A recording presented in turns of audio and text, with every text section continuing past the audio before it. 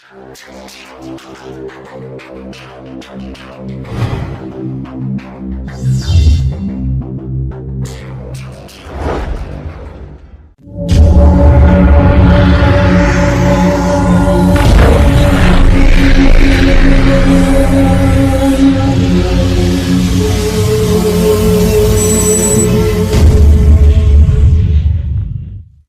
Friends, कैसे हैं आप लोग। मुझे अभी देखिए आप लोग बहुत ही अच्छे होंगे और एग्ज़ाम की तैयारी अच्छे से कर रहे होंगे। जैसे जितने भी टीचिंग एग्ज़ाम की तैयारी करते हैं तो टीचिंग फील्ड में ही अभी रीट का एग्ज़ाम हाल फिलहाल में 23 जुलाई और 24 जुलाई को है। और रीट के जितने भी कैंडिडेट हैं उनका एग्ज़ाम सीट क्लियर हो चुका है और 20 तक, लगभग 20 तारीख तक, यानी 2 से 3 दिन के अंदर आपको उस शहर में कहाँ पे आपका एग्ज़ाम सेंटर है वो चीज़ को डिनोट किया जाएगा, अपलोड कर दिया जाएगा, बता दिया जाएगा। और इसके प्रीवियस वीडियो में मैंने बोला था कि मैं रीट का मैराथन क्लासेस लेके आऊँगा, लाइव लेके आऊँगा। एक सुबह होगा, एक शाम में होगा, बट वो संभव नहीं हो पाया। उसके लिए मैं क्षमा प्रार्थी हूँ, क्षमा चाहता हूँ आप लोगों से, क्योंकि टेक्निकल प्रॉब्लम आ गया। तो मैं क्लास को लेकर आया हूँ, रिकॉर्डेड वीडियो ही आपके लिए उपलब्ध करा दिया जाएगा, रिकॉर्डेड वीडियो ही मैं डाल दूँगा। तो आज सबसे पहले शुरू जो करेंगे रीट के लिए काफ़ी हेल्पफुल रहेगा। सबसे पहले जो शुरू करेंगे मैराथन वो ईबीएस का मैराथन होगा। इसमें आपके पेडागोजी होंगे और कुछ क्वेश्चन होंगे जो पिछले प्रीवियस ईयर में आए हुए हैं। तो मैं आर के पाल आपके अपने चैनल आरपी सीटेड पॉइंट में स्वागत करता हूं और आशा करता हूं कि आप अच्छे होंगे। चलिए बिना देरी करते हुए क्लास को हम लोग शुरू करते हैं। और एक बात बोलना था कि वीडियो को अंत तक देखें, शुरू से अंत तक देखें, ताकि सभी चीज़ें आपको अच्छे तरीके से समझ में आए और मिल पाए। और बीच में ही छोड़ के स्किप करके चले जाएंगे तो बहुत सी सारी चीज़ें आपके समझ में नहीं आएगी और एग्ज़ाम से आप 1 से 2 नंबर से आप चूक सकते हैं। अगर आप शांति से समझ लेते हैं तो ये चीज़ें आपको एग्ज़ाम के लिए आपके लिए काफ़ी हेल्पफुल है। तो चलिए बहुत ज़्यादा देर कर दिया, वीडियो को शुरू करते हैं, स्टार्ट करते हैं। इसमें हमारा सबसे पहला पॉइंट जो है वो है पर्यावरण शिक्षा का महत्व। पर्यावरण शिक्षा का महत्व सबसे पहला क्या है हमारा, पर्यावरण शिक्षा का महत्व। अब देखेंगे पर्यावरण शिक्षा का महत्व कहाँ कहाँ है, क्या क्या है, इसी से स्टार्ट करेंगे। तो पहला पॉइंट इसमें लिखा है कि पर्यावरण संरक्षण के प्रति सकारात्मक दृष्टिकोण का विकास करता है।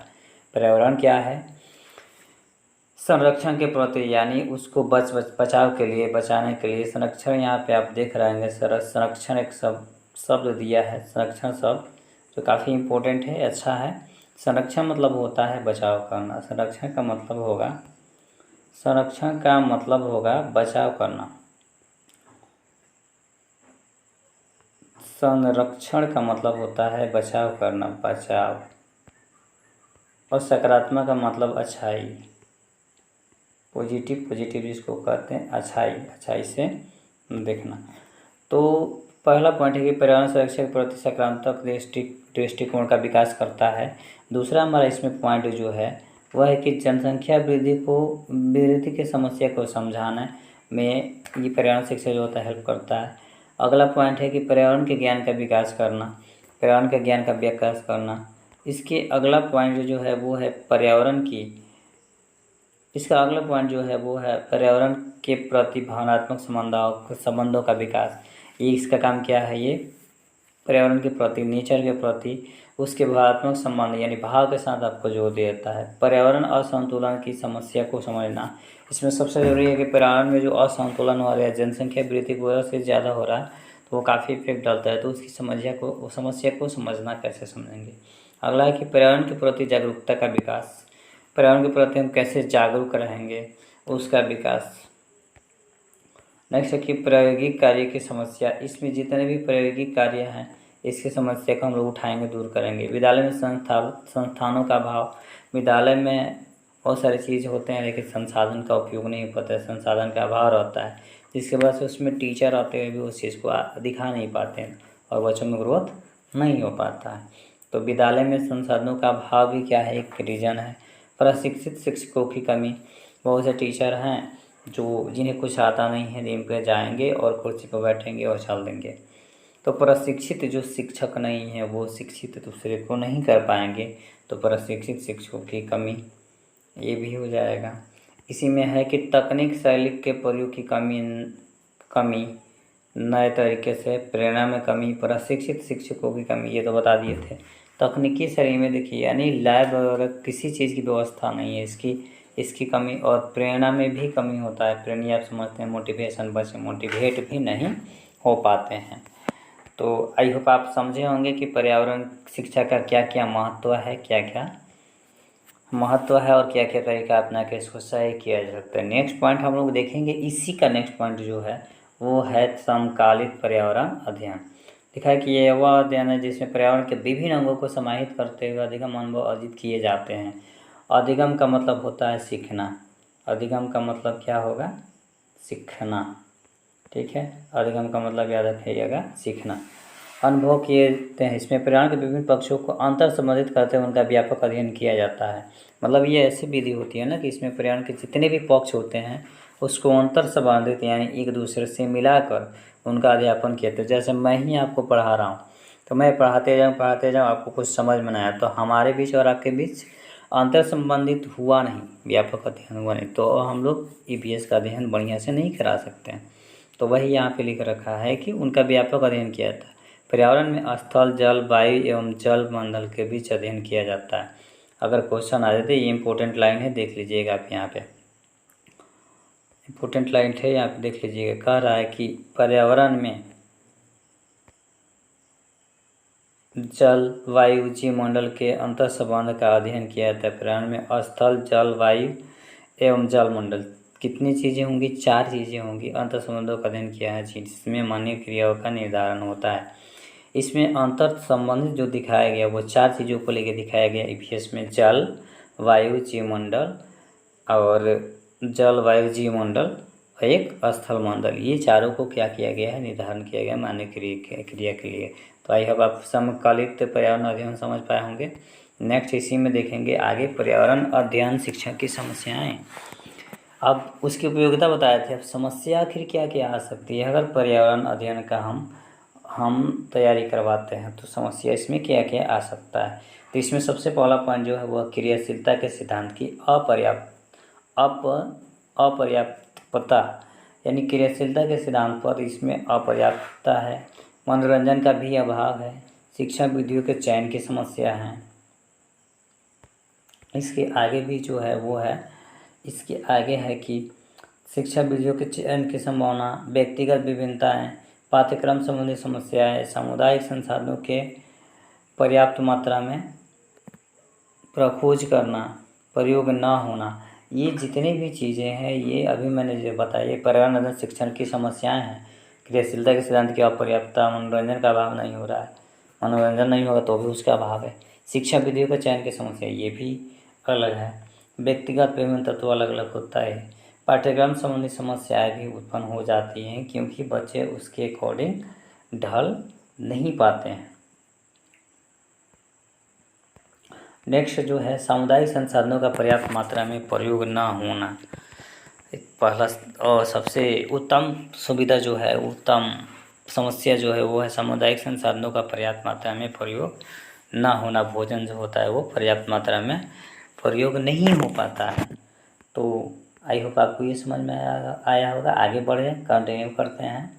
कक्ष में की जाने वाली गतिविधियाँ। कक्ष में क्या क्या गतिविधियाँ करता है लोग, ये चीज़ें लिखा है। वाद विवाद करता है, निर्देशन करता है लोग, प्रश्न पूछना करता है लोग। तो कक्ष में की जाने वाली गतिविधियाँ, कक्ष में की जाने वाली गतिविधियाँ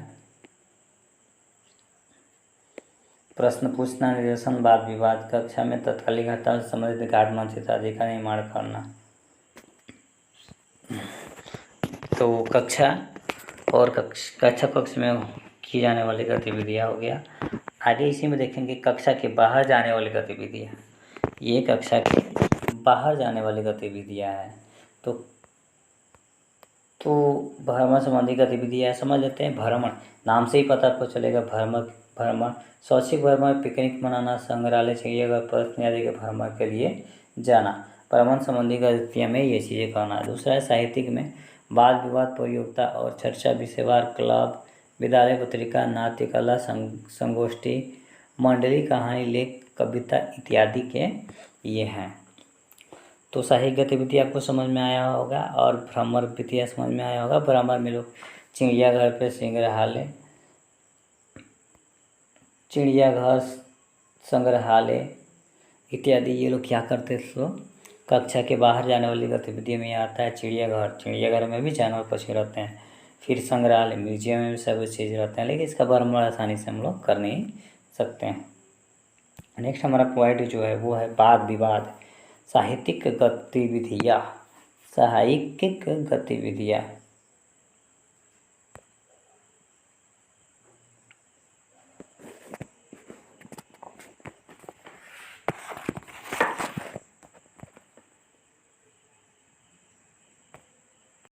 नेक्स्ट है इसमें शिक्षक सहायक सामग्री प्रकार। इसमें दृश्य सहायक सामग्री है। दृश्य मतलब देखने वाला, वैसा सहायक सामग्री जो देखने वाला दृश्य सामग्री। इस प्रकार की सामग्री बच्चे देखकर ज्ञान को अर्जित करते हैं। इसके उदाहरण श्यामपट्ट, बुलेटिन बोर्ड, फ्रेंडली बोर्ड, मानचित्र, ग्लोब चित्र, रेखा चित्र, cartoon, model poster, slides, films, tips इत्यादि। ये जितने हैं क्या हैं दृश्य सहायक सामग्री। दृश्य सहायक मतलब देख के। नेक्स्ट हमारा इसमें जो है नेक्स्ट इसी में है, इसका अगला विधि जो है वो है श्रव्य दृश्य सहायक सामग्री।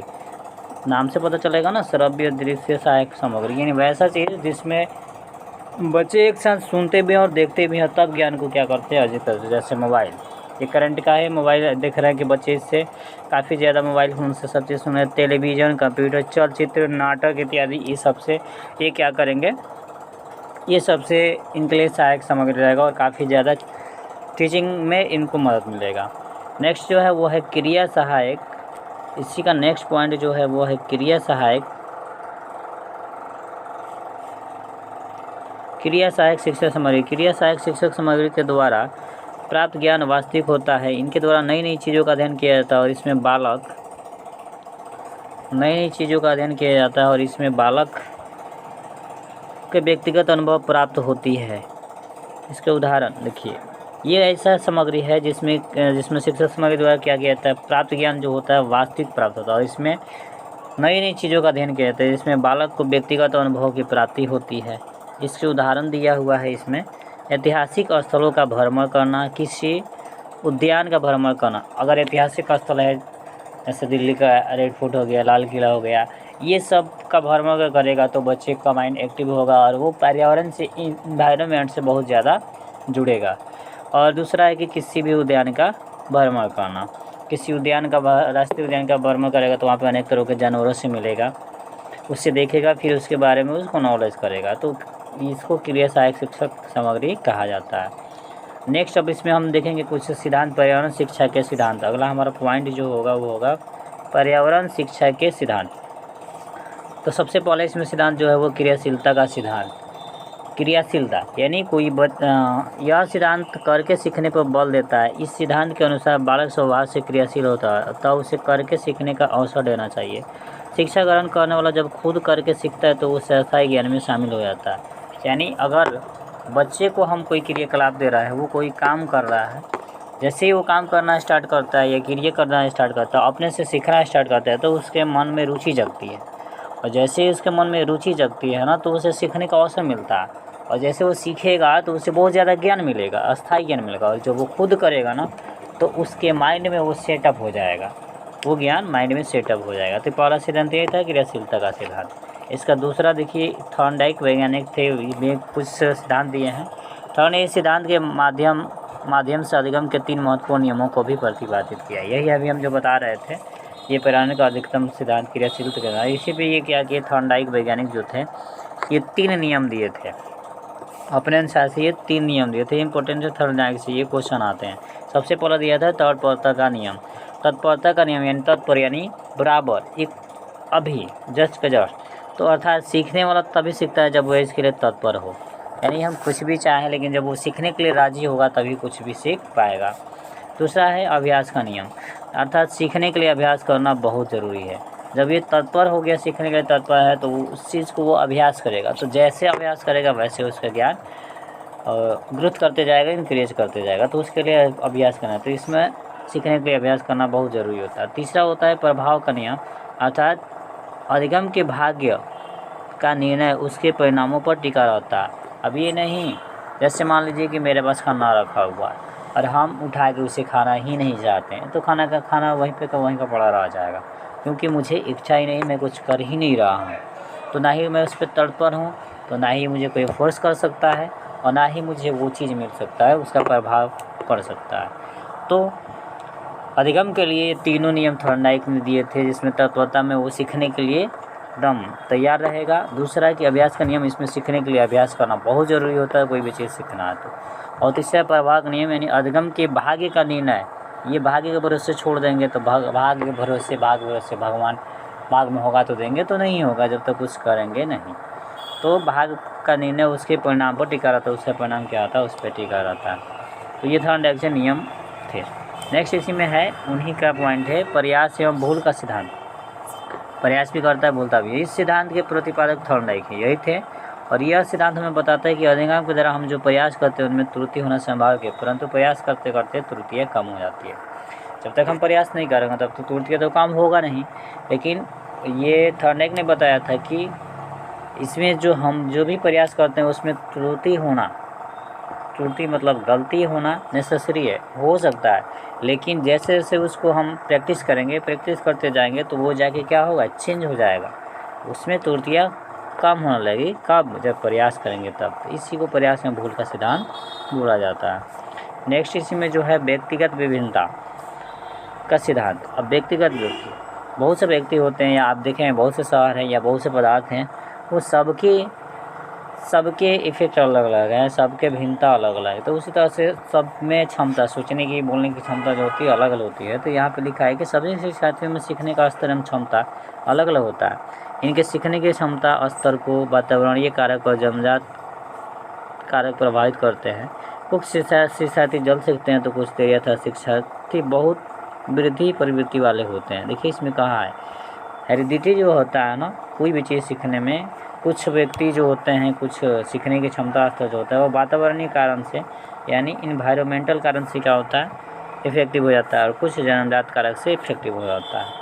इसमें क्या होते हैं, कुछ व्यक्ति जो होते हैं, कुछ छात्र जो होते हैं जल्दी सीख जाते हैं, ऑब्जर्व करेंगे तो कुछ उसमें टाइम लगाते हैं, सीखते हैं लेकिन उसमें टाइम लगाते हैं। तो ऐसे विद्यार्थी को, यानी हम समझते हैं कि ये जो है ना बहुवृद्धि प्रवृत्ति वाले होते हैं, शिक्षार्थी ऐसे जो होते हैं। नेक्स्ट हमारा है आवृत्ति का सिद्धांत। तो आवृत्ति का सिद्धांत जो कह रहा है वो कह रहा है कि यह सिद्धांत अधिगम को अस्थायी एवं सार्थक बनाने में अति महत्वपूर्ण होता है। इसमें सीखे गए ज्ञान को बार बार दोहराया जाता है जिससे कि वो अस्थायी हो जाए। आवृत्ति का सिद्धांत प्रिंसिपल ऑफ ओकरेंस, इसमें किया जाता है, इसमें जो भी चीज़ वो सीखा हुआ है उसको अस्थायी एवं सार्थक बनाने के लिए काफ़ी महत्वपूर्ण है। जो भी चीज़ सीखा हुआ है ना उसको बार बार रिपीट किया जाता है, दोहराया जाता है। इसलिए दोहराया जाता है कि वो जो भी सीखा है उसके पास फिक्स रह पाए, अस्थायी हो जाए, परमानेंट हो जाए। तो ये आवृत्ति का सिद्धांत था। नेक्स्ट हम देखेंगे, नेक्स्ट है निश्चित उद्देश्यों का सिद्धांत। इस निश्चित उद्देश्यों का सिद्धांत, इस सिद्धांत के अंतर्गत शिक्षा संबंधित कार्य लक्ष्य निर्धारित करके करवाए जाते हैं। इसमें सभी शिक्षार्थियों को अपने लक्ष्य का पता होता है। जैसे जब तक हम एम नहीं बनाएंगे किसी भी वर्क के लिए, जब तक हम एम नहीं बनाएंगे तब तक उस पर काम सीरियस होकर हम कर नहीं सकते हैं। तो वो काम करने के लिए स्टूडेंट को एक लक्ष्य दिया जाता है, एक टारगेट दिया जाता है कि तुम्हारा ये टारगेट, तुमको IAS बनना है, तुमको पुलिस बनना है, तुमको DM बनना है, तुमको SSC में जाना है, तुमको रेलवे में जाना है। इस चीज़ के लिए बच्चे को क्या करते हैं, हम एक टारगेट दे देते हैं और उस टारगेट को पूरा करवाते हैं। उस टारगेट को पूरा करवाया जाता है, उसी को हम बोलेंगे निश्चित उद्देश्य का सिद्धांत। इसी में नेक्स्ट हमारा जो है वो है अभिप्रेरणा का सिद्धांत। अभिप्रेरणा यानी मोटिवेशन। अभिप्रेरणा का मतलब हो जाएगा आपका मोटिवेशन का सिद्धांत। अभिप्रेरणा का सिद्धांत शिक्षक के लक्ष्य को निर्धारित या निर्देशित करता है। अभिप्रेरणा शिक्षक को आंतरिक बल प्रदान करता है जिससे वह निरंतर क्रियाशील बनाता है। उसमें अधिगम के प्रति रुचि उत्पन्न होती है। इसमें बालक को अधिगम के प्रति प्रेरित किया जाता है। प्रेरित हो जाए बालक अपने कार्य में रुचि लेने लगता है। अभिप्रेरणा के सिद्धांत में होता क्या है, इसमें जारी रहता है, वर्क जो होता है जारी रहता है और निरंतर क्रियाशील बना रहता है। और इसमें अधिगम यानी कोई भी चीज़ सीखने के प्रति रुचि होती है। और इसमें बालक को हम लोग अधिक से अधिक प्रमोट करते हैं ताकि तुम ये चीज़ करो आगे बढ़ोगे। तो जैसे ही बालक मोटिवेट हो जाता है, प्रेरित हो जाता है तो वो अपने आप से अपने कार्य में रुचि लेने लगता है। तो ये अभिप्रेरणा या प्रेरणा का सिद्धांत था। नेक्स्ट हमारा जो है वो है नियोजन का सिद्धांत। नियोजन का सिद्धांत में देखिए क्या कह रहा है कि इस सिद्धांत के अंतर्गत शिक्षक की एक विशेष योजना तैयार की जाती है जिसके अंतर्गत शिक्षण करवाया जाता है। इस सिद्धांत की कुछ बातों पर विशेष ध्यान दिया जाता है, जैसे उद्गम उद्देश्य का निर्धारण, उद्गम पर पहचान, कार्य विश्लेषण। नियोजन के सिद्धांत में क्या होता है, इसमें एक प्लान बनाया जाता है बच्चों को कैसे क्या करवाना है, कैसे पढ़ाना है, और इसमें कुछ सिद्धांतों का ध्यान रखा जाता है। अधिगम उद्देश्य का निर्धारण, मतलब जो चीज़ हम उसे पढ़ा रहे हैं उसका उद्देश्य क्या है, और उसकी पहचान करवाते हैं। कार्य विश्लेषण, फिर उस पर काम कैसे होगा, ये चीज़ें नियोजन के सिद्धांत में किया जाता है। ठीक, नेक्स्ट हमारा जो है इसमें अब देखिए ये लगभग कुछ सिद्धांत थे जिसमें से चांसेस होते हैं क्वेश्चन आने के, और इसमें थोड़ा एक को देख लीजिएगा, ये मोस्ट इम्पोर्टेंट है। और इसमें शिक्षक सामग्री का सामग्री जो है दृश्य या श्रव्य या क्रिया, ये ऑब्जेक्टिव में देता है। अब इससे हम कुछ पैरागोजी ख़त्म हुआ, अब इससे हम कुछ रिलेटेड क्वेश्चन देख लेंगे, करीब 30 के करीब में क्वेश्चन इसमें देखेंगे। तो चलिए क्वेश्चन ही शुरू करते हैं। पहला क्वेश्चन देखिए, पहला क्वेश्चन है कि मूल्यांकन का मुख्य उद्देश्य क्या है। मूल्यांकन का मुख्य उद्देश्य क्या है? अनुशासन बनाए रखना, केवल परीक्षा करवाना, केवल प्रश्न पत्र बनवाना, अधिगमकर्ता की उपलब्धि जानना एवं सुधारना। देखिए केवल जहां आपका आ जाएगा, ये पूछा है आपसे क्या, आपसे तो पूछा है पॉजिटिव टैग वर्ड, तो केवल जहां आ जाएगा ये तो ऐसे ही गलत हो जाएंगे, ये नेगेटिव टैग वर्ड होते हैं, याद रखेंगे। मैं टैग वर्ड भी बना के अपलोड कर दूंगा, ABS का या CDP का, सभी चीज़ का टैग वर्ड मैं अपलोड कर दूंगा, जिससे आप क्वेश्चन पकड़ के पढ़ के आसानी से बहुत जल्दी कर सकते हैं। तो ये दो तो पहले ही गलत हो गया। और अनुशासन बनाए रखना, हिटलर तो है नहीं कि अनुशासन बनाए रहेंगे तो बच्चे को सीख पाएंगे। मूल्यांकन का उद्देश्य ये वाला हुआ। केवल परीक्षा करवाना ही मूल्यांकन का उद्देश्य है, केवल प्रश्न पत्र बनवाना ही मूल्यांकन का उद्देश्य नहीं, वो नहीं होता है। हमारा राइट ऑप्शन जो होगा, यानी इसमें हमारा तीनों ऑप्शन, ये क्या था, तीनों ऑप्शन हमारा ये गलत था। राइट आंसर हमारा जो हो जाएगा D नंबर हो जाएगा। अधिगमकर्ता की उपलब्धि जानना या हम सुधार लाना, जानेंगे कितना अधिगम किया है, कितना जाना है, फिर उसमें सुधार लाएंगे अगर त्रुटि होगा तो। नेक्स्ट क्वेश्चन नंबर 2 है। 2 कह रहा है कि निम्न में से कौन सी क्रिया विज्ञान शिक्षा में पाठ्य सहगामी है। कौन सी क्रिया विज्ञान शिक्षण में, यहाँ विज्ञान में दे दिया है, तो इसमें पहला दिया है विज्ञान कला, दूसरा दिया श्रव्य उद्देश्य सामग्री, तीसरा दिया है पाठ्य पुस्तक, चौथा दिया श्यामपट्ट। विज्ञान से पूछा है तो आप जान रहे हैं कि ये तीनों चीज़ क्या है। ये तीनों चीज़ EVS से रिलेटेड है, पर्यावरण से रिलेटेड है। एक यहाँ पे केवल एक ही चीज़ अब बच रहा है, वो क्या बच रहा है, तो वो हमारा बच रहा है विज्ञान क्लब। तो विज्ञान से रिलेटेड है तो विज्ञान क्लब आंसर हो जाएगा। नेक्स्ट क्वेश्चन नंबर 3 देखेंगे। ये कह रहा है कि निम्न में से कौन सा कथन सही है। निम्न में से कौन सा कथन सही है। तो देखिए श्रव्य दृश्य सामग्री छात्रों के लिए उपयोगी, हाँ ये है, ठीक है। चार्ट एवं ग्राफ दृश्य सामग्री, ये भी सही है। चार्ट का प्रयोग केवल सामाजिक विज्ञान में किया जाता है, ये भी सही है। कौन सा कथन सही है पूछा है, शिक्षण में कुशलता के लिए श्रव्य दृश्य सामग्री महत्वपूर्ण नहीं है। कौन सा कथन सही है इसमें पूछा है, तो शिक्षा में कुशलता के लिए श्रव्य दृश्य सामग्री महत्वपूर्ण नहीं है, ऐसा तो कुछ है नहीं। चार्ट का प्रयोग केवल सामाजिक विज्ञान में किया जाता है, ये भी जरूरी नहीं है। चार्ट एवं ग्राफ दृश्य सामग्री है तो दिखने वाला तो है ही, लेकिन इसमें सबसे पहला आंसर हमारा जो होगा ना वो सही होगा। सुन के देख के छात्र के लिए उपयोगी होगा, तो बाकी हमारा 3 ऑप्शन जो होगा वो गलत हो जाएगा। नेक्स्ट हमारा क्वेश्चन नंबर 4 है। ये कह रहा है कि परीक्षण की वास्तविक रचना से पूर्व उसकी प्रारंभिक जांच कर लेना चाहिए। इस प्रारंभिक जांच को कहते हैं, ये कह रहा है कि परीक्षण की वास्तविक, यानी परीक्षा लेने के वास्तविक रचना से पहले उसकी प्रारंभिक जांच कर लेना चाहिए। इस प्रारंभिक जांच को क्या कहते हैं। परीक्षा की योजना बनाना, परीक्षा की तैयारी करना, पायलट स्टडी और अंतिम प्रारूप। तो हमारा ऑप्शन जो हो जाएगा वो हो जाएगा पायलट स्टडी इसको कहा जाएगा। नेक्स्ट हमारा क्वेश्चन जो है क्वेश्चन नंबर 5, वो कह रहा है कि निम्नलिखित में से कौन सा प्राथमिक स्तर पर विज्ञान शिक्षण का वांछित उद्देश्य है। वांछित उद्देश्य है कौन, क्या है वांछित उद्देश्य। पहला ऑप्शन विज्ञान के तथ्यों और सिद्धांतों को इसका उपयोग कर जाना, ये सही है। प्रकृति जिज्ञासा सौंदर्य प्रयोक्ता की अनुभूति तथा विज्ञान प्रकृति में से, ये भी सही है। ईमानदारी सत्यनिष्ठा और सहयोग मूल्यांकन को अर्थ समेत करना, ये भी सही है। और उपरोक्त सभी। तो देखिए यहाँ हमको जो है ना आत्मसात हम वहीं कर सकते हैं, तो हमारा आंसर जो होगा सी होगा, डी नहीं होगा। क्वेश्चन नंबर 6 है कि पर्यावरण अध्ययन के अधिगम का सिद्धांत कौन सा है? आवश्यक सिद्धांत, उपयोगिता का सिद्धांत, जीवन से संबंधित होने का सिद्धांत, सभी। तो इसमें तो सभी हो जाएंगे, इसमें हमारा ऑप्शन जो हो जाएगा सभी हो जाएगा। नेक्स्ट हमारा क्वेश्चन जो है क्वेश्चन नंबर 7, छोटी कक्षाओं में पर्यावरण अध्ययन विषय में रुचि उत्पन्न करने के लिए पढ़ाने का तरीका होना चाहिए। देखिए इसमें कह रहा है कि छोटी कक्षाओं में पर्यावरण अध्ययन के विषय रुचि के लिए पढ़ाने के लिए तरीका होना चाहिए आगमन यानी उदाहरण दे के और फिर उसको नियम की तरफ लेके जाना। रटने का, निगमन का, तो देखिए निगमन यानी नियम को बताइए, फिर नियम को बताइए और फिर उसमें लिखवाइए। तो ये तो नहीं है, रटने तो होगा नहीं, रोट रीडिंग तो होगा नहीं। आगमन उदाहरण देके केवल समझा देंगे तो कुछ समझेगा कुछ नहीं, लेकिन उसको मनोरंजक एवं खेल संबंधी चीज़ से अगर करें तो वो पर्यावरण विषय में क्या करेगा, अधिक रुचि लेगा। तो हमारा राइट ऑप्शन जो होगा वो सी होगा, बी होगा। राइट ऑप्शन हमारा जो है, हमारा राइट ऑप्शन जो है वो बी होगा। नेक्स्ट हम देखते हैं क्वेश्चन नंबर 8। क्वेश्चन नंबर 8 कह रहा है कि विशिष्ट से सामान्य का सिद्धांत निम्न में से किस में प्रयोग होता है?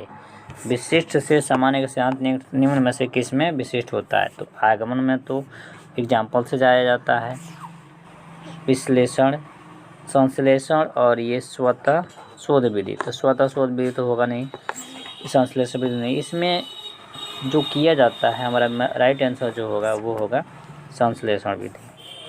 मतलब वो किसी भी चीज़ को क्या करेगा, संश्लेषण करेगा, फिर सामान्य की ओर जाएगा। नेक्स्ट हमारा क्वेश्चन जो है वो है क्वेश्चन नंबर 9। क्वेश्चन नंबर 9 कह रहा है कि पर्यावरण शिक्षा में सामूहिक चर्चा से संबंधित शिक्षा विधि कौन सी है? ये भूमिका निर्वाह, व्याख्यान, वर्णन, विचार, गोष्ठी। करेक्ट, पर्यावरण शिक्षा में सामूहिक चर्चा से संबंधित शिक्षा विधि कौन सी है? तो वर्णन का होगा नहीं, विचार, गोष्ठी होगा नहीं, फिर भूमिका नहीं होगा, लेकिन इसमें व्याख्यान विधि जो है उसमें चर्चा करेंगे तो ये अच्छा होगा। नेक्स्ट क्वेश्चन नंबर 10 है कि सतत एवं व्यापक मूल्यांकन सीसी के मुख्य उद्देश्य हैं। विद्यालय में उपस्थिति के समय बालक के प्रत्येक पहलू का मूल्यांकन करना, विद्यालय में उपस्थित समय के बालक की रुचि का मूल्यांकन करना, विद्यालय में उपस्थित समय के बालक के ज्ञान का मूल्यांकन करना और विद्यालय में उपस्थित समय के बालक के कौशलों का मूल्यांकन करना। तो CCE के अकॉर्डिंग अगर देखा जाए तो विद्यालय में उपस्थित समय बालक के कौशलों का मूल्यांकन करना ही CCC कहलाता है। तो ऑप्शन हमारा डी हो जाएगा। क्वेश्चन नंबर 11 है पर्यावरण अध्ययन के दौरान विद्यार्थियों की शैक्षिक उपलब्धताओं को देखने के लिए निम्नलिखित में से किस आकलन सूचक का प्रयोग नहीं किया जाना चाहिए?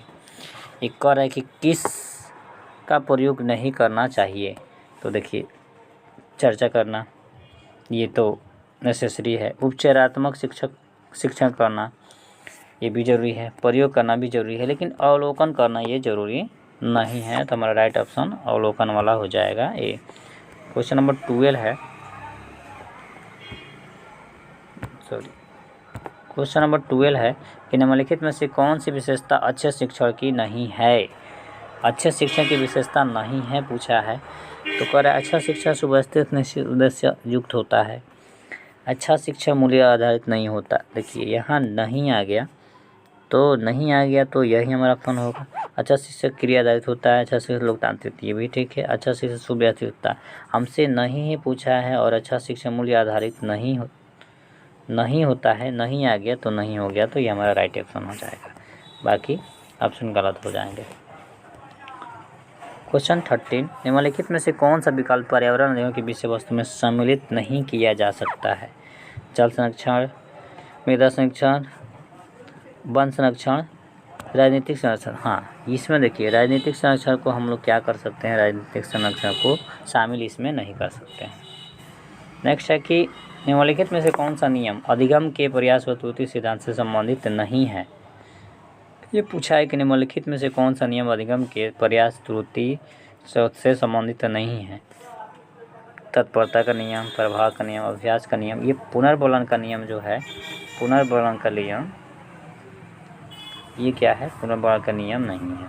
तो हमारा आंसर राइट जो होगा ए होगा।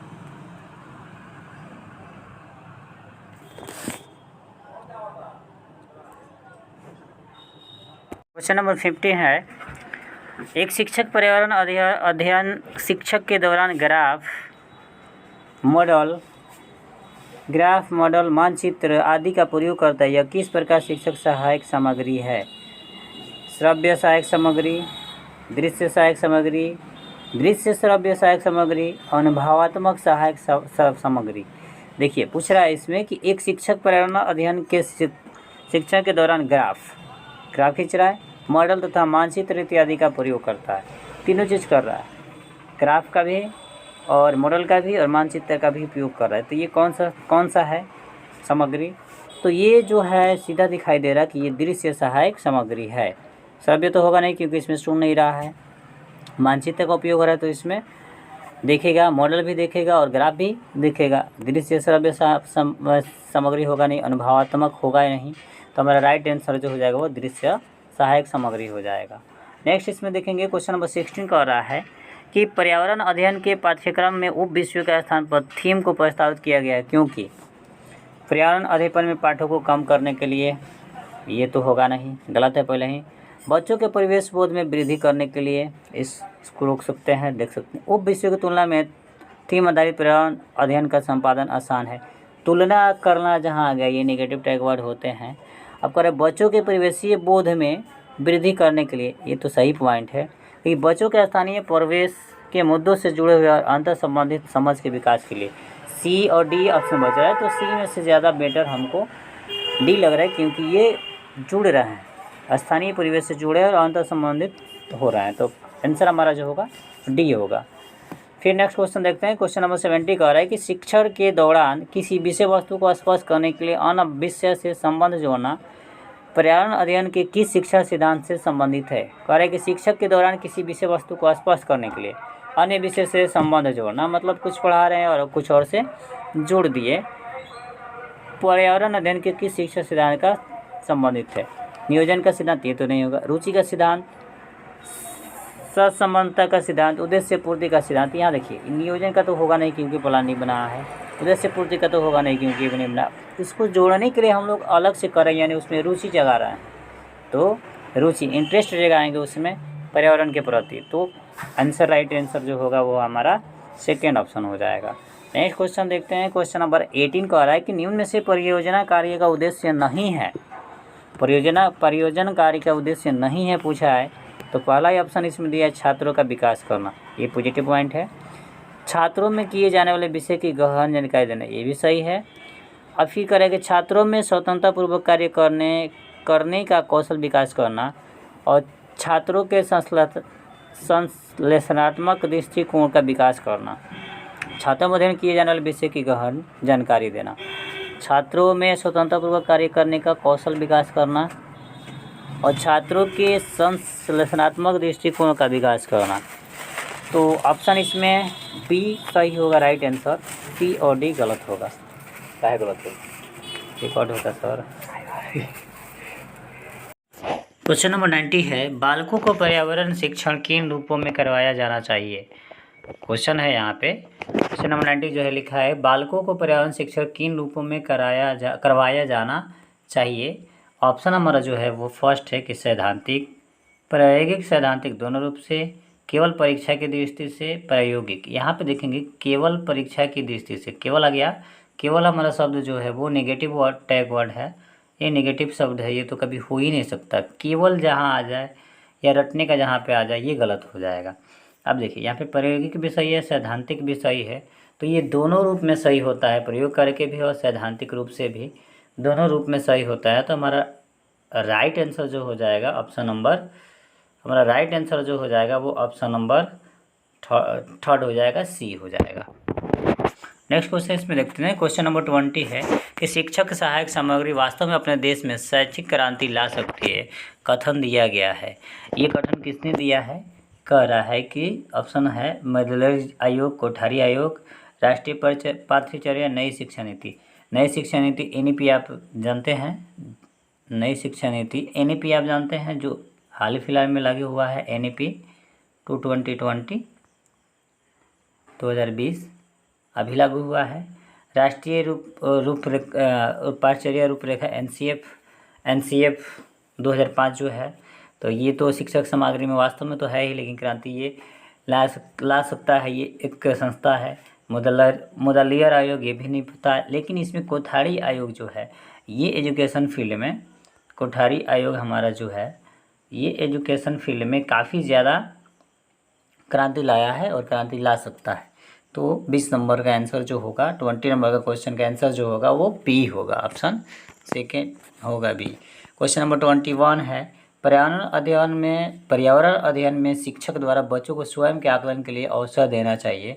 स्व आकलन है, इसमें कह रहा है कि पर्यावरण अध्ययन में शिक्षक के द्वारा बच्चों को स्वयं आकलन के लिए अवसर देना चाहिए, उसे स्वयं आकलन के अवसर देना चाहिए। तो इसके लिए आकलन देना चाहिए, तो इसमें स्व आकलन क्या है? सीखने के लिए आकलन, सी से ई, सीखने के समान आकलन, सीखने का आकलन। तो ये जो बतलाता है आपको वो सी से ई बताता है, सी से ई बताता है। तो हमारा राइट आंसर ऑप्शन सेकेंड हो जाएगा। क्वेश्चन नंबर 22 है, एक प्राथमिक स्तर अध्यापिका जल भाव के विषय पर अपने कक्षा 4 के बच्चों को प्रभावपूर्ण तरीके से किस प्रकार आंकेगी। मतलब एक प्राथमिक टीचर है, शिक्षक है, उसको कक्षा 4 के बच्चों को प्रभावपूर्ण तरीके से जल के बारे में बताना, जल अभाव के बारे में बताना है। तो ये कैसे किस प्रकार आ सकती है? ऑप्शन इसमें फर्स्ट है कि उपयुक्त विषय पर एक लिखित परीक्षा का आयोजन करके, उपयुक्त विषय पर एक लिखित परीक्षा का आयोजन करके, यह पता करके उन्हें दैनिक जीवन में जल की बचत कैसे प्रारंभ की, जल संरक्षण में पोस्टर बनाने की गतिविधियों का आयोजन करके, और बच्चों को जल संरक्षण पर नारे लिखने के लिए कहकर। तो देखिए इसमें बच्चा एक्टिव कहाँ हो रहा है ये देखना है। उपयुक्त विषय पर केवल एक लिखित परीक्षा ले लेंगे तो इससे तो पता नहीं चल पाएगा, आंक नहीं पाएगी। फिर यहाँ कह रहा है कि जल संरक्षण में पोस्टर बनाने की गतिविधि का आयोजन करके बच्चों को जल संरक्षण पर सिर्फ नारे लिखेंगे तो इसे भी नहीं हो जाएगा। और यहाँ पे लिखा है कि यह पता करके उनके अपने दैनिक जीवन में जल की बचत कैसे प्रारंभ की है। तो यहाँ देखिए दैनिक जीवन से जहाँ बच्चा जुड़ा वो हमारा राइट आंसर होता है। जल संरक्षण पोस्टर बनाने की गतिविधि का ऑप्शन हमारा सेकेंड और थर्ड दोनों सही है, बट इससे अच्छा क्योंकि ये दैनिक जीवन से क्या कर रहा है, ऐड कर रहा है, तो इसलिए हमारा राइट आंसर जो होगा ये सेकेंड होगा। हमारा राइट आंसर जो होगा वो सेकेंड होगा, राइट आंसर हमारा सेकेंड होगा। नेक्स्ट क्वेश्चन देखते हैं। क्वेश्चन नंबर 23 है, पर्यावरण अध्ययन में एक अच्छे दत्त कार्य का मुख्य लक्ष्य होना चाहिए। मतलब एक अच्छा काम है उसमें मुख्य लक्ष्य क्या होना चाहिए। तो प्रभावी अधिगम के लिए पाठ की दोहराई। देखिए रटने वाला जहाँ चीज़ आ गया वो नेगेटिव टैग वर्ड होता है, लेकिन हमसे ये पॉजिटिव पूछा हुआ है, तो ये तो पहला ऑप्शन गया। फिर करें समय का बेहतर उपयोग सुनिश्चित करना। समय का बेहतर उपयोग सुनिश्चित करना ये तो संभव ही नहीं है, सुनिश्चित नहीं कर सकते हैं कि उसका उपयोग कैसे करें। तीसरा दिया शिक्षार्थियों को अनुशासन में बनाए रखना, ये भी कठिन हार्ड है, हिटलर नहीं बनना है। अब इसमें देखिए अधिगम विस्तार के अवसर उपलब्ध करना। देखिए यहाँ पे ये पॉजिटिव टैग वर्ड है, आप इसे ध्यान देंगे, ये पॉजिटिव टैग वर्ड है। अवसर जहाँ आ जाए किसी भी क्वेश्चन में उसको मिला लीजिए, और ये लगभग 90% ये क्या होता है, अवसर जहाँ पे आ गया ये प्लस पॉइंट होता है, पॉजिटिव पॉइंट होता है। तो अवसर यहाँ पे मिल रहा है बच्चों को, एक्टिव होगा, इसमें ज़्यादा क्रिएटिव होगा, इसलिए हमारा राइट आंसर जो हो जाएगा, हमारा राइट आंसर डी हो जाएगा। क्वेश्चन नंबर 24 है कि निम्नलिखित में से कौन सा पर्यावरण अध्ययन के उद्देश्य नहीं है। बच्चों के पाठ्य पुस्तक की परिभाषाएं प्रदान करने के लिए प्रोत्साहित करना। देखिए परिभाषाओं पे ये रोट लर्निंग हो गया, परिभाषाओं पे हम ध्यान नहीं देते हैं, ये इससे बच्चे में ग्रोथ नहीं होता। अब सेकेंड है कि बच्चों की जिज्ञासा और सृजनात्मकता का पोषण करना, ये ठीक है। परिवेशीय मुद्दों पर जागरूकता का विकास करना, ये भी ठीक है। और इससे भी अच्छा बच्चे को स्वयं अपने हाथ से कार्य और खोजने के क्रियाकलाप से जोड़ना। सबसे इम्पोर्टेंट जो पॉइंट हमारा हो रहा है, बच्चे स्वयं अपने हाथ से करेंगे तो, और हाथ से करेंगे तो अधिगम में वृद्धि होगी, और जैसे वृद्धि होगी तो ये क्रिएटिव होंगे और वो EVS से अच्छा जोड़ेंगे। तो उद्देश्य इसमें यही बच्चों को स्वयं अपने हाथ से करने और नहीं पूछा हुआ है तो ये तीनों पॉइंट हमारा सही है। नहीं पूछा है तो ये परिभाषाएं प्रदान करने के लिए ये प्रेरित नहीं करता है, तो हमारा राइट आंसर जो हो जाएगा वो हमारा फर्स्ट नंबर हो जाएगा, क्योंकि पूछा ही नहीं है। ठीक, नेक्स्ट क्वेश्चन देखते हैं। क्वेश्चन नंबर 25 जो है वो कह रहा है कि बाला का पूरा रूप क्या है। बाला का पूरा रूप क्या है। तो आप देखेंगे बाला का पूरा रूप क्या है। अधिगम सहायक के रूप में ब्रीदिंग, अधिगम सहायक के रूप में ब्रेल, मस्तिष्क सहायता प्राप्त अधिगम असाइनमेंट, ब्रेल सहायता प्राप्त अधिगम असाइनमेंट। तो बाला का पूरा रूप जो होगा ब्रेल सहायता प्राप्त, एक नंबर हमारा ऑप्शन जो होगा एक नंबर, यही हमारा आंसर होगा, राइट आंसर। 26 है कि निम्नलिखित में से कौन सा एक प्रयोग करने संबंधित संकेतक का आकलन करने का सबसे उपयुक्त तरीका है। कह रहा है कि निम्नलिखित में से कौन सा एक प्रयोग करने संबंधित संकेतक का आकलन करने के सबसे उपयुक्त तरीका है। चित्र पठन, सृजनात्मक खेल, निदर्शन, प्रदर्शन, हस्तपरक विधि। तो इसमें चित्र जो होगा ना वो सबसे ज़्यादा क्या होगा, आकलन करने का उपयुक्त तरीका होता है। चित्र पठन, सॉरी चित्र पठन नहीं, ये तो गलत होगा, सॉरी ये नहीं हो सकता है। ये निर्देशन और प्रदर्शन जो है ये काफ़ी, निर्देशन और प्रदर्शन ये हमारा राइट आंसर हो जाएगा। क्वेश्चन नंबर 27 देखते हैं कि पर्यावरण अध्ययन शिक्षण के संदर्भ में राष्ट्रीय पाठ्यचर्या रूपरेखा यानी एनसीएफ 2005 निम्नलिखित में से किसे प्रस्तावित नहीं करती है। वो बोला है कि किसे प्रस्तावित नहीं करती है, निगेटिव पूछा हुआ। विषयानुसार उपागम, बच्चों को अनुभव और संदर्भों से जोड़ना, हस्तपरक क्रियाकलाप, तकनीकी शब्दवादी से परिचित कराना। तो इसमें देखेंगे कि विषयानुसार उपागम ये ठीक है, बच्चों का अनुभव और संदर्भ से ये भी ठीक है, हस्तपरक क्रियाकलाप ये भी ठीक है, लेकिन तकनीक वाला जो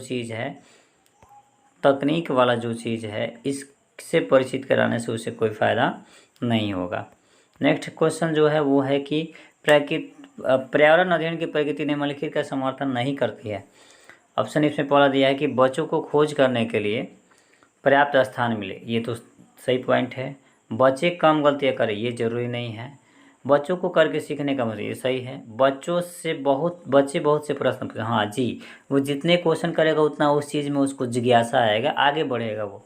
तो इसमें पूछा हुआ है कि समर्थन नहीं करती है, तो हमारा ऑप्शन जो गलत है यही सही होगा, क्योंकि पूछा ही गलत है और गलत ही क्या है, सही है। तो ऑप्शन सेकेंड हो जाएगा।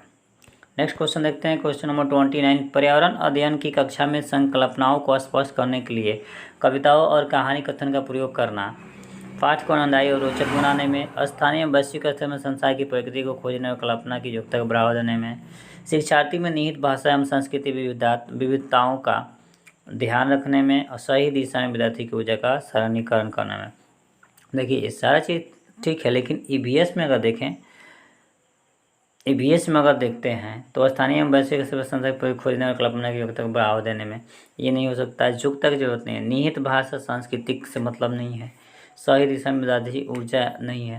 लेकिन यहाँ पाठ को आनंददायी और रोचक बनाएंगे, तो जैसे ही पाठ को आनंददायी और रोचक बनाया जाएगा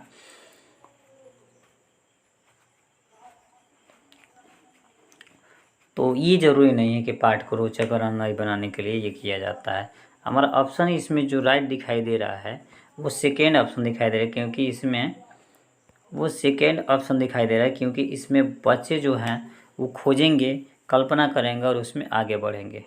नेक्स्ट क्वेश्चन देखते हैं। क्वेश्चन नंबर 30 है, प्राथमिक स्तर पर मानचित्रांकन सिखाने से शिक्षार्थियों में निम्नलिखित में से किस कौशल को बढ़ावा मिलता है। इसमें है गणनाएँ अनुमान, माप के अनुसार चित्रण करना, सापेक्ष स्थिति और दिशाबोध की जानकारी, साफ सुथरा रेखांकन। करें कि प्राथमिक स्तर पर चित्रांकन सिखाने से शिक्षार्थियों में कौन से कौशल को बढ़ावा मिलता है।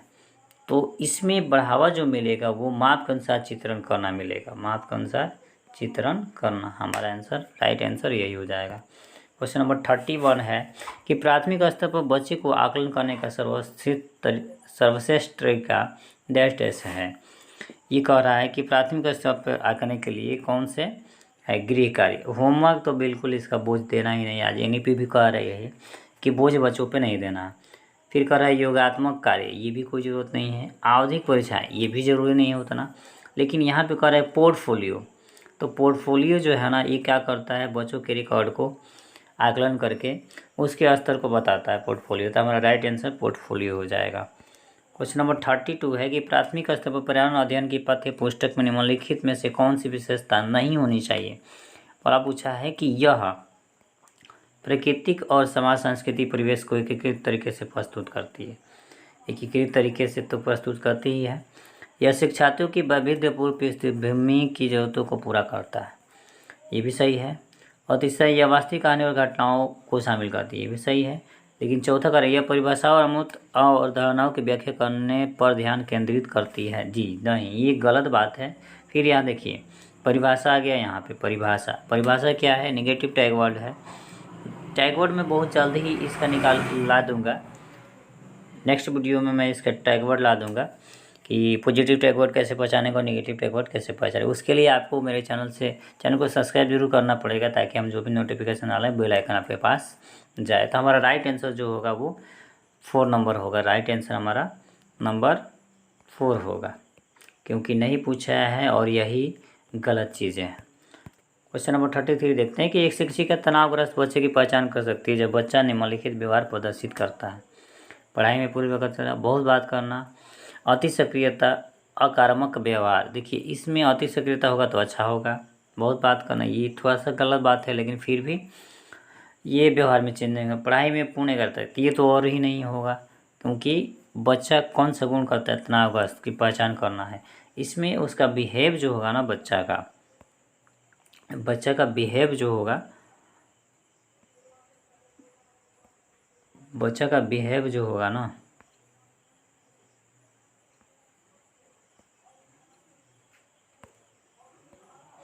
बच्चा का बिहेव आक्रामक बिहेव होगा, इस वजह से वो तनाव इससे आकलन ये लगा सकती है। नेक्स्ट है क्वेश्चन नंबर 34 है कि शिक्षार्थियों को आकलन करते समय पर्यावरण अध्ययन की शिक्षा को निम्नलिखित में से क्या नहीं करना चाहिए। ऑप्शन दिया, बच्चों के कार्य से संबंधित विवरणात्मक उल्लेख करना, बच्चों के पूर्व आकलन के साथ तुलना करना, शिक्षार्थियों की सीखने की क्षमता को ध्यान में रखकर सूचना करना, बच्चे के कार्य केवल कुछ पक्षों पर ध्यान केंद्रित करके। केवल यहाँ पे आ गया तो पहले ही इसको काटिए, केवल आ गया पहले काटिए, निगेटिव हो गया। तुलना करना, ये देखिए क्षमता रखे हम कोई काम नहीं करते हैं। बच्चों के कार्य से संबंधित गुणात्मक उल्लेख करना, ये भी कोई जरूरी नहीं, लेकिन उसके पूर्व अच्छा हाँ पूछा है नहीं करना चाहिए। तो तीनों क्या है, पॉजिटिव टैग वर्ड है, लेकिन ये केवल आगे नेगेटिव टैग वर्ड है, तो हमारा आंसर यही हो जाएगा। क्वेश्चन नंबर 35 है कि EVS कक्षा में समूह में सीखने का क्या उद्देश्य है। दिया छात्रों को आसानी से प्रबंधित करना एवं वर्कलोड को कम करना, ये तो जरूरी नहीं है। लड़के और लड़कियों को अलग अलग सीख सकते हैं, ये भी जरूरी नहीं है। तब तो यहाँ दूसरा चीज़ कर दिया गया, कम और उच्च प्रदर्शन करने वाले छात्रों को अलग करना और उपचारात्मक शिक्षा, ये भी सही नहीं है। ये क्योंकि एक शिक्षक को कक्षा में लोकतांत्रिक कराना चाहिए, न कि अलग अलग कर दे, उसको बांट दे। पर सहयोग के मूल्य को लागू करने और एक साथ काम करने के लिए प्रत्येक बच्चे को सक्रिय रूप से भाग लेने और शिक्षा में सही बनाना, ये पॉजिटिव पॉइंट है, यही सही है, ये उद्देश्य होना चाहिए। नेक्स्ट 36 क्वेश्चन नंबर, यदि 1 महीने के लिए बिजली न हो तो हमारा जीवन किस प्रकार प्रभावित होगा। इस प्रश्न को पूछने का उद्देश्य क्या है, शिक्षार्थियों की सामान्य जानकारी का आकलन करना। दूसरा है कि समुचित तरीके से बिजली का प्रयोग करने के प्रति शिक्षार्थियों को संवेदनशील बनाना, बिजली के स्रोतों के बारे में शिक्षार्थियों का आकलन और शिक्षार्थियों के कल्पना परक और चिंता कौशलों को विकास करना, ये भी नहीं होगा, लेकिन ये जरूर होगा, 4 नंबर आंसर होगा। क्वेश्चन नंबर 37 है, पहले ही डैश दिया है के अलावा निम्नलिखित पर्यावरण अध्ययन पढ़ाने की विधियाँ है। समस्या समाधान द्वारा, व्याख्यानों द्वारा स्पष्ट करना, निर्देशित खोज और सहयोगात्मक अधिगम। तो हमारा राइट आंसर जो होगा पहला होगा। क्वेश्चन नंबर 38 देखते हैं, पर्यावरण अध्ययन की पाठ्य पुस्तक में प्रयुक्त भाषा का उपयोग होता है। रुखियर बच्चों के द्वारा समझने में कठिन होना चाहिए। कठिन जब आ गया तो ये तो गलत होना चाहिए, क्योंकि बच्चे के लिए परिभाषाओं आ गया, ये नेगेटिव टैग वर्ड। अब आगे पूछा है, तकनीकी और औपचारिक होना चाहिए, ये भी कोई ज़रूरत नहीं है। बच्चे के दिन प्रतिदिन की भाषा से संबंध होनी चाहिए। दिन प्रतिदिन तो कर नहीं सकते हैं, तो हमारा राइट आंसर जो होगा थर्ड होगा। नेक्स्ट क्वेश्चन 38, 39 नहीं है, इसके बाद से 40 है। एक क्वेश्चन लास्ट क्वेश्चन है। कह रहा है कि पर्यावरण अध्ययन के शिक्षा अधिगम में सर्वेक्षण का उद्देश्य क्या होता है। दिया है कि समुदाय के साथ अन्योन्य क्रिया का अवसर प्रदान करना। देखिए सबसे इम्पोर्टेंट चीज़ क्या है यहाँ पे, अवसर। अवसर अवसर हो जाएगा, पॉजिटिव पॉइंट है। दूसरा चीज़ जो है, दूसरा बच्चों को विभिन्न लोगों के प्रति संवेदनशील बना। जितने दूसरे लोग से मिलेंगे उनके मन में एक जिज्ञासा होगी और हेजिटेशन से वो दूर होंगे। तो ये भी सही है। सूचना को प्रत्यक्ष रूप प्राप्त करने का अवसर प्रदान करना, प्रत्यक्ष से प्राप्त अवसर प्रदान करना ठीक है। और आकलन के एक अवसर के रूप में इसका उपयोग करना, ये गलत है। फर्क उपयुक्त में से कौन सही है, तो ए, बी और सी। ए, बी और सी हमारा सही ऑप्शन है, यानी ऑप्शन नंबर हमारा डी जो है वो सही है। ऑप्शन नंबर हमारा डी जो है वो सही है। ऑप्शन नंबर हमारा डी सही है। आई होप आपको ये सीरीज अच्छा लगा होगा रीड का। बाकी आपको क्या दिक्कत है, इसके एडमिट कार्ड, रीड का एडमिट कार्ड जो है वो आपको 20 तारीख को रिलीज कर देगा। वहाँ का सीटी जो है, चूँकि पिछले बार लीक हो गया था, इस वजह से इसने अभी दिया नहीं है। तो आई होप आपको ये वीडियो अच्छा लगा होगा और बहुत ही अच्छा लगा होगा और आपके लिए काफ़ी हेल्पफुल रहा होगा। तो बस मिलेंगे फिर हम लोग नेक्स्ट वीडियो में, नेक्स्ट मैराथन क्लास के साथ। उसमें मैं CDP का मैराथन क्लास लेके आऊँ या मैथ का मैराथन क्लास लेके आऊँ, ये हो सकता है। कल उसका वीडियो अपलोड होगा, आज ये वीडियो अपलोड हो गया। तो मिलेंगे फिर नेक्स्ट वीडियो में। और चैनल पे आप नए हैं तो चैनल को सब्सक्राइब कर दें और बेल आइकन को दबाएं, ताकि जो भी नोटिफिकेशन है आपको आसानी से मिल जाए। और ज़्यादा से ज़्यादा लाइक करें और ज़्यादा से ज़्यादा शेयर करें, ताकि जो भी सीटेट की या रीट की तैयारी करते हैं उनके लिए काफ़ी ये फ़ायदेमंद हो। मिलते हैं फिर नेक्स्ट वीडियो में, नेक्स्ट टॉपिक के साथ, नेक्स्ट क्लास के साथ। तब तक के लिए जय हिंद।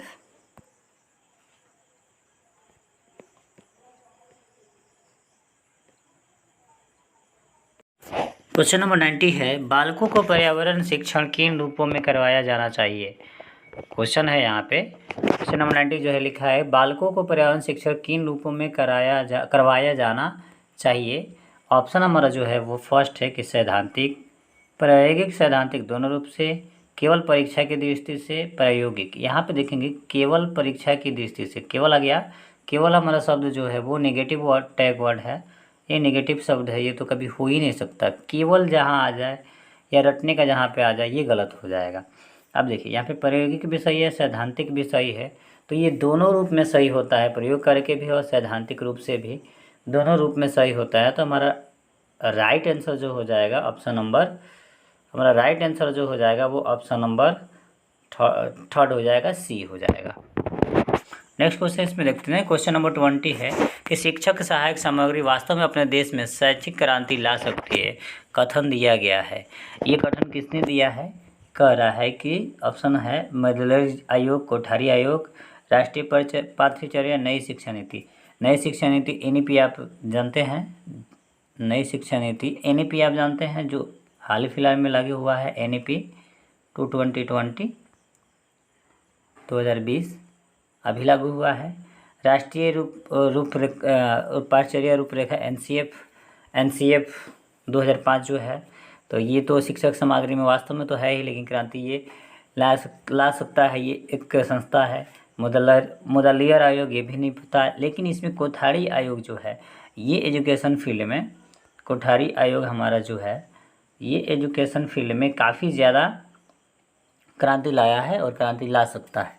तो 20 नंबर का आंसर जो होगा, 20 नंबर का क्वेश्चन का आंसर जो होगा वो बी होगा, ऑप्शन सेकेंड होगा बी। क्वेश्चन नंबर 21 है, पर्यावरण अध्ययन में शिक्षक द्वारा बच्चों को स्वयं के आकलन के लिए अवसर देना चाहिए। स्व आकलन है, इसमें कह रहा है कि पर्यावरण अध्ययन में शिक्षक के द्वारा बच्चों को स्वयं आकलन के लिए अवसर देना चाहिए, उसे स्वयं आकलन के अवसर देना चाहिए। तो इसके लिए आकलन देना चाहिए, तो इसमें स्व आकलन क्या है, सीखने के लिए आकलन, सी से ई, सीखने के समान आकलन, सीखने का आकलन। तो ये जो बतलाता है आपको, वो CCE बताता है, CCE बताता है। तो हमारा राइट आंसर ऑप्शन सेकेंड हो जाएगा। क्वेश्चन नंबर 22 है, एक प्राथमिक स्तर अध्यापिका जल भाव के विषय पर अपने कक्षा 4 के बच्चों को प्रभावपूर्ण तरीके से किस प्रकार आंकेगी। मतलब एक प्राथमिक टीचर है, शिक्षक है, उसको कक्षा 4 के बच्चों को प्रभावपूर्ण तरीके से जल के बारे में बताना, जल अभाव के बारे में बताना है।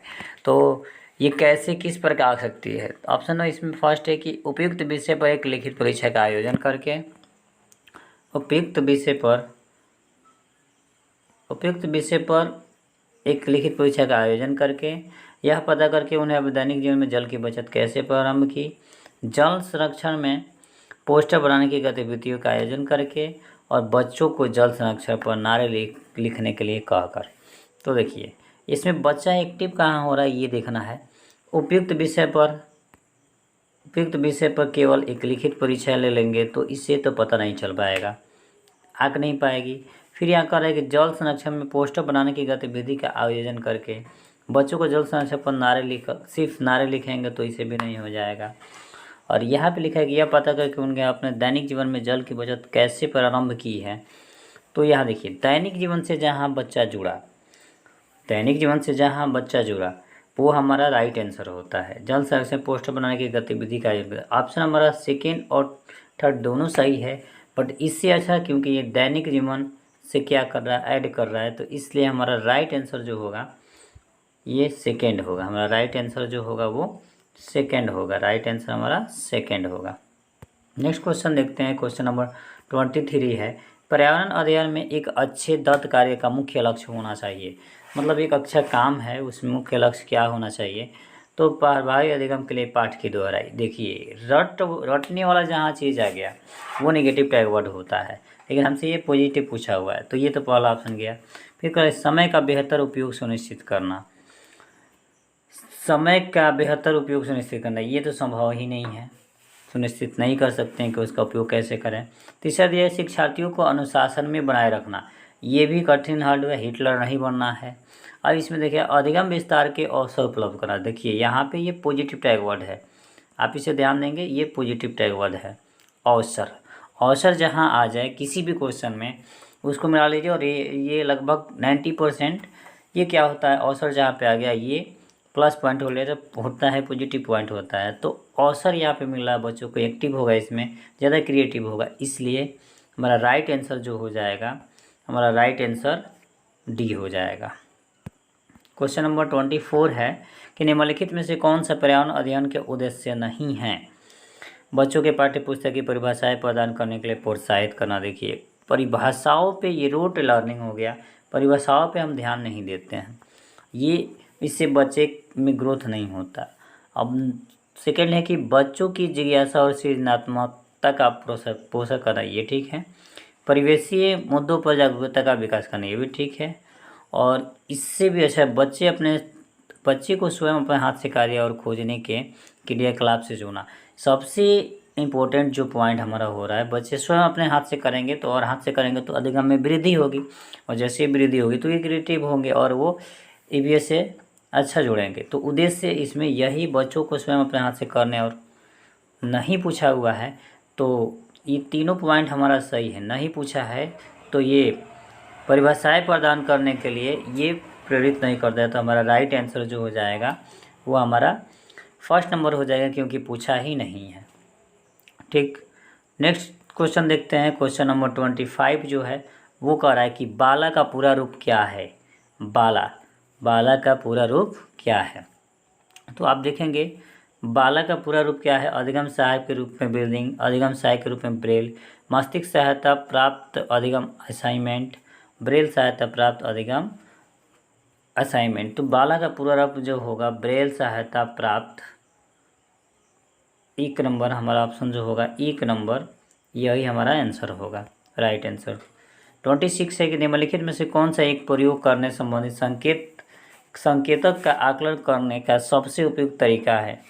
कह रहा है कि निम्नलिखित में से कौन सा एक प्रयोग करने संबंधित संकेतक का आकलन करने के सबसे उपयुक्त तरीका है। चित्रपठन, सृजनात्मक खेल, निदर्शन, प्रदर्शन, हस्तपरक विधि।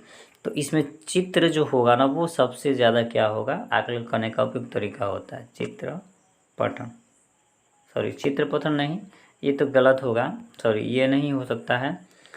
ये निर्देशन और प्रदर्शन जो है ये काफ़ी, निर्देशन और प्रदर्शन ये हमारा राइट आंसर हो जाएगा।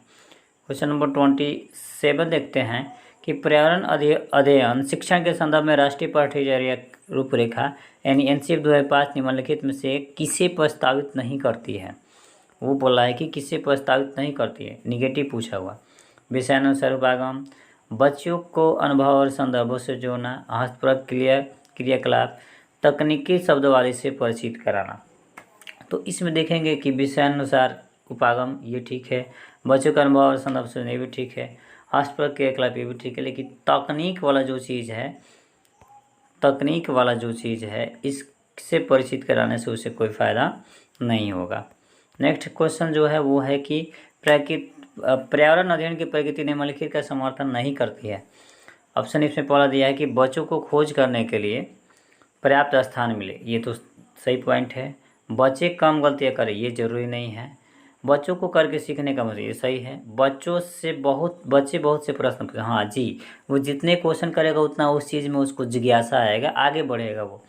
तो इसमें पूछा हुआ है कि समर्थन नहीं करती है, तो हमारा ऑप्शन जो गलत है यही सही होगा, क्योंकि पूछा ही गलत है और गलत ही क्या है, सही है।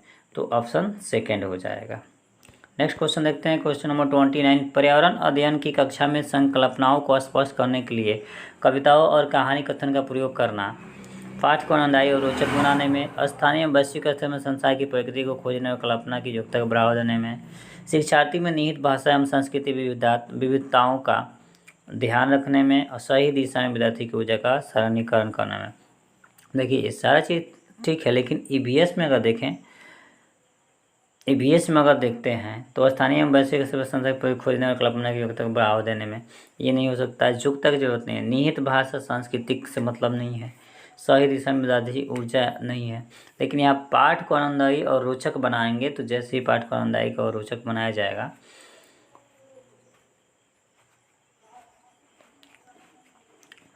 तो ये जरूरी नहीं है कि पाठ को रोचक और आनंददायी बनाने के लिए ये किया जाता है। हमारा ऑप्शन इसमें जो राइट दिखाई दे रहा है वो सेकेंड ऑप्शन दिखाई दे रहा है, क्योंकि इसमें वो सेकेंड ऑप्शन दिखाई दे रहा है, क्योंकि इसमें बच्चे जो हैं वो खोजेंगे, कल्पना करेंगे और उसमें आगे बढ़ेंगे। नेक्स्ट क्वेश्चन देखते हैं, क्वेश्चन नंबर 30 है, प्राथमिक स्तर पर मानचित्रांकन सिखाने से शिक्षार्थियों में निम्नलिखित में से किस कौशल को बढ़ावा मिलता है। इसमें है गणनाएँ, अनुमान, माप के अनुसार चित्रण करना, सापेक्ष स्थिति और दिशाबोध की जानकारी, साफ सुथरा रेखांकन। करेगी प्राथमिक स्तर पर चित्रांकन सिखाने से शिक्षार्थियों में कौन से कौशल को बढ़ावा मिलता है। तो इसमें बढ़ावा जो मिलेगा वो माप के अनुसार चित्रण करना मिलेगा। माप के अनुसार चित्रण करना हमारा आंसर, राइट आंसर यही हो जाएगा। क्वेश्चन नंबर 31 है कि प्राथमिक स्तर पर बच्चे को आकलन करने का सर्वश्रेष्ठ तरीका डैश है। ये कह रहा है कि प्राथमिक स्तर पर आकलन के लिए कौन से है गृह कार्य। होमवर्क तो बिल्कुल इसका बोझ देना ही नहीं। आज NEP भी कह रही है कि बोझ बच्चों पे नहीं देना।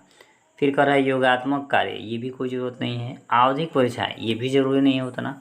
लेकिन यहाँ पे कह रहा है पोर्टफोलियो, तो पोर्टफोलियो जो है ना ये क्या करता है, बच्चों के रिकॉर्ड को आकलन करके उसके स्तर को बताता है पोर्टफोलियो। तो हमारा राइट आंसर पोर्टफोलियो हो जाएगा। क्वेश्चन नंबर 32 है कि प्राथमिक स्तर पर पर्यावरण अध्ययन की पाठ्य पुस्तक में निम्नलिखित में से कौन सी विशेषता नहीं होनी चाहिए। और पूछा है कि यह प्राकृतिक और समाज संस्कृति परिवेश को एकीकृत तरीके से प्रस्तुत करती है। एकीकृत तरीके से तो प्रस्तुत करती ही है। यह शिक्षार्थियों की वैविध्यपूर्ण पृष्ठभूमि की जरूरतों को पूरा करता है, ये भी सही है। और तीसरा, यह वास्तविक कहानी और घटनाओं को शामिल करती है, ये भी सही है। लेकिन चौथा कार्य, यह परिभाषाओं और अमूर्त और धारणाओं की व्याख्या करने पर ध्यान केंद्रित करती है। जी नहीं, ये गलत बात है। फिर यहाँ देखिए परिभाषा आ गया। यहाँ पे परिभाषा क्या है, निगेटिव टैग वर्ड है। टैग वर्ड में बहुत जल्द ही इसका ला दूंगा। नेक्स्ट वीडियो में मैं इसका टैग वर्ड ला दूंगा। कि पॉजिटिव टैग वर्ड कैसे पहचाने और नेगेटिव टैग वर्ड कैसे पहचाने। उसके लिए आपको मेरे चैनल को सब्सक्राइब जरूर करना पड़ेगा, ताकि हम जो भी नोटिफिकेशन डालें बेल आइकन आपके पास जाए। तो हमारा राइट आंसर जो होगा वो 4 नंबर होगा। राइट आंसर हमारा नंबर 4 होगा, क्योंकि नहीं पूछा है और यही गलत चीज़ें हैं। क्वेश्चन नंबर 33 देखते हैं कि एक शिक्षिका तनावग्रस्त बच्चे की पहचान कर सकती है जब बच्चा निम्नलिखित व्यवहार प्रदर्शित करता है। पढ़ाई में पूरी वक्त बहुत बात करना, अति सक्रियता, आक्रामक व्यवहार। देखिए इसमें अति सक्रियता होगा तो अच्छा होगा, बहुत बात करना ये थोड़ा सा गलत बात है, लेकिन फिर भी ये व्यवहार में चेंज नहीं होगा। पढ़ाई में पूर्ण करता है तो ये तो और ही नहीं होगा, क्योंकि बच्चा कौन सा गुण करता है तनावग्रस्त की पहचान करना है। इसमें उसका बिहेव जो होगा ना, बच्चा का बिहेव जो होगा, बच्चा का बिहेव जो होगा ना,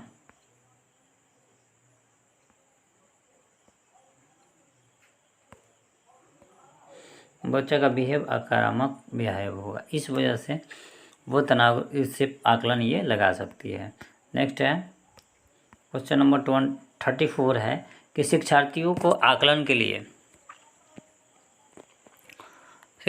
आकलन करते समय पर्यावरण अध्ययन की शिक्षा को निम्नलिखित में से क्या नहीं करना चाहिए। ऑप्शन दिया, बच्चों के कार्य से संबंधित विवरणात्मक उल्लेख करना, बच्चों के पूर्व आकलन के साथ तुलना करना, शिक्षार्थियों की सीखने की क्षमता को ध्यान में रखकर सूचना करना, बच्चे के कार्य केवल कुछ पक्षों पर ध्यान केंद्रित करके। केवल यहाँ पे आ गया तो पहले ही इसको काटिए, केवल आ गया पहले काटिए, निगेटिव हो गया। तुलना करना, ये देखिए क्षमता रखे हम कोई काम नहीं करते हैं। बच्चों के कार्य से संबंधित गुणात्मक उल्लेख करना, ये भी कोई जरूरी नहीं, लेकिन उसके पूर्व अच्छा हाँ पूछा है नहीं करना चाहिए। तो तीनों क्या है पॉजिटिव टैग वर्ड है, लेकिन ये केवल आगे नेगेटिव टैग वर्ड है, तो हमारा आंसर यही हो जाएगा।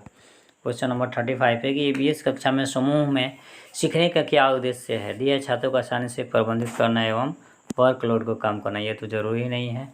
लड़के और लड़कियों को अलग अलग सीख सकते हैं, ये भी जरूरी नहीं है। तब तो यहाँ दूसरा चीज़ कर दिया गया, कम और उच्च प्रदर्शन करने वाले छात्रों को अलग करना और उपचारात्मक शिक्षा, ये भी सही नहीं है। ये क्योंकि एक शिक्षक को कक्षा में लोकतांत्रिक रहना चाहिए, न कि अलग अलग कर दे, उसको बांट दे। पर सहयोग के मूल्य को लागू करने और एक साथ काम करने के लिए प्रत्येक बच्चे को सक्रिय रूप से भाग लेने और शिक्षा में सही बनाना, ये पॉजिटिव पॉइंट है, यही सही है, ये उद्देश्य होना चाहिए। नेक्स्ट 36 क्वेश्चन नंबर, यदि 1 महीने के लिए बिजली न हो तो हमारा जीवन किस प्रकार प्रभावित होगा। इस प्रश्न को पूछने का उद्देश्य क्या है। शिक्षार्थियों की सामान्य जानकारी का आकलन करना। दूसरा है कि समुचित तरीके से बिजली का प्रयोग करने के प्रति शिक्षार्थियों को संवेदनशील बनाना, बिजली के स्रोतों के बारे में शिक्षार्थियों का आकलन और शिक्षार्थियों के कल्पना परक और चिंता कौशलों को विकास करना, ये भी नहीं होगा, लेकिन ये जरूर होगा, 4 नंबर आंसर होगा। क्वेश्चन नंबर 37 है, पहले ही डैश दिया है के अलावा निम्नलिखित पर्यावरण अध्ययन पढ़ाने की विधियाँ है। समस्या समाधान द्वारा, व्याख्यानों द्वारा स्पष्ट करना, निर्देशित खोज और सहयोगात्मक अधिगम। तो हमारा राइट आंसर जो होगा पहला होगा। क्वेश्चन नंबर 38 देखते हैं, पर्यावरण अध्ययन की पाठ्य पुस्तक में प्रयुक्त भाषा का उपयोग होता है। रुखिए और बच्चों के द्वारा समझने में कठिन होना चाहिए। कठिन जब आ गया तो ये तो गलत होना चाहिए, क्योंकि बच्चे के लिए परिभाषाओं आ गया, ये नेगेटिव टैग वर्ड। अब आगे पूछा तकनीकी और औपचारिक होना चाहिए, ये भी कोई ज़रूरत नहीं है। बच्चे के दिन प्रतिदिन की भाषा से संबंध होनी चाहिए, दिन प्रतिदिन तो कर नहीं सकते हैं, तो हमारा राइट आंसर जो होगा 3rd होगा। नेक्स्ट क्वेश्चन 38, 39 नहीं है, इसके बाद से 40 है। एक क्वेश्चन लास्ट क्वेश्चन है, कह रहा है कि पर्यावरण अध्ययन के शिक्षा अधिगम में सर्वेक्षण का उद्देश्य क्या होता है। दिया है कि समुदाय के साथ अन्योन्य क्रिया का अवसर प्रदान करना। देखिए सबसे इम्पोर्टेंट चीज़ क्या है यहाँ पे, अवसर हो जाएगा, पॉजिटिव पॉइंट है। दूसरा चीज़ जो है, दूसरा बच्चों को विभिन्न लोगों के प्रति संवेदनशील बना, जितने दूसरे लोग से मिलेंगे उनके मन में एक जिज्ञासा होगी और हेजिटेशन से वो दूर होंगे तो ये भी सही है। सूचना को प्रत्यक्ष रूप प्राप्त करने का अवसर प्रदान करना, प्रत्यक्ष से प्राप्त अवसर प्रदान करना ठीक है, और आकलन के एक अवसर के रूप में इसका उपयोग करना, ये गलत है। फर्क उपयुक्त में से कौन सही है, तो A, B और C हमारा सही ऑप्शन है, यानी ऑप्शन नंबर हमारा डी जो है वो सही है। ऑप्शन नंबर हमारा डी जो है वो सही है। ऑप्शन नंबर हमारा डी सही है। आई होप आपको ये सीरीज अच्छा लगा होगा रीड का। बाकी आपको क्या दिक्कत है, इसके एडमिट कार्ड, रीड का एडमिट कार्ड जो है वो आपको 20 तारीख को रिलीज कर देगा वहाँ का सीटी जो है, क्योंकि पिछले बार लीक हो गया था, इस वजह से इसने अभी दिया नहीं है। तो आई होप आपको ये वीडियो अच्छा लगा होगा और बहुत ही अच्छा लगा होगा और आपके लिए काफ़ी हेल्पफुल रहा होगा। तो बस मिलेंगे फिर हम लोग नेक्स्ट वीडियो में, नेक्स्ट मैराथन क्लास के साथ। उसमें मैं CDP का मैराथन क्लास लेके आऊँ या मैथ का मैराथन क्लास लेके आऊँ, ये हो सकता है। कल उसका वीडियो अपलोड होगा, आज ये वीडियो अपलोड हो गया। तो मिलेंगे फिर नेक्स्ट वीडियो में। और चैनल पे आप नए हैं तो चैनल को सब्सक्राइब कर दें और बेल आइकन को दबाएं, ताकि जो भी नोटिफिकेशन है आपको आसानी से मिल जाए। और ज़्यादा से ज़्यादा लाइक करें और ज़्यादा से ज़्यादा शेयर करें, ताकि जो भी सीटेट की या रीट की तैयारी करते हैं उनके लिए काफ़ी ये फ़ायदेमंद हो। मिलते हैं फिर नेक्स्ट वीडियो में नेक्स्ट टॉपिक के साथ, नेक्स्ट क्लास के साथ। तब तक के लिए जय हिंद।